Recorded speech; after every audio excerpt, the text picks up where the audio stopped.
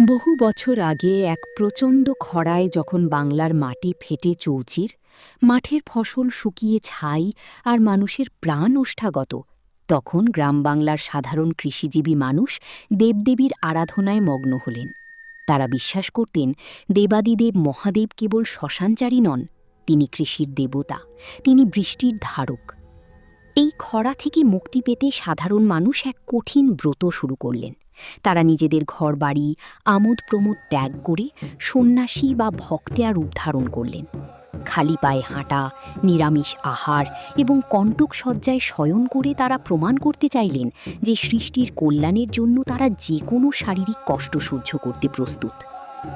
গাজনের এই উৎসবে শিবকে কেন্দ্র করে এক আনন্দময় কাহিনী প্রচলিত আছে। মনে করা হয় শিব হলেন আদি পিতা এবং ধরিত্রী হলেন মাতা। তাদের মিলনের মাধ্যমেই পৃথিবীতে প্রাণের সঞ্চার হয়। চৈত্র সংক্রান্তিতে ভক্তরা যখন হর হর মহাদেব রবে আকাশ বাতাস মুখরিত করে তোলেন, তখন মহাদেব তাদের ভক্তি ও কৃচ্ছ সাধনে তুষ্ট হয়ে জটা থেকে বৃষ্টির ধারা নামিয়ে আনেন।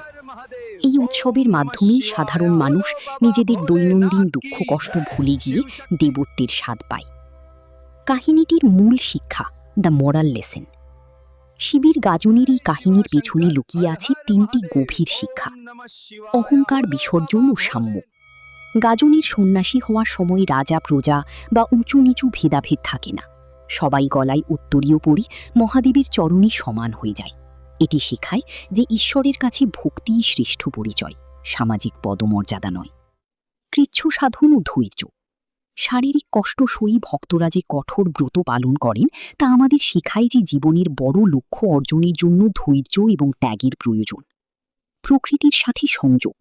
শিবের গাজন আসলে প্রকৃতির সাথে মানুষের নিবিড় সম্পর্কের উৎসব।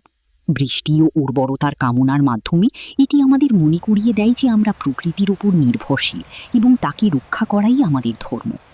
উপসংহার: শিবের গাজন কেবল একটি মেলা বা আচার নয়, এটি হলো ত্যাগের আগুনে পুড়ে নিজের ভেতরের পশুত্বকে বিনাশ করে প্রকৃত মানুষ হয়ে ওঠার এক চিরন্তন প্রক্রিয়া। চৈত্র শেষের তপ্ত দুপুরে ভক্তদের গগনভেদী জয়ধ্বনি আসলে অপশক্তির বিনাশ ও নতুনের আবাহন।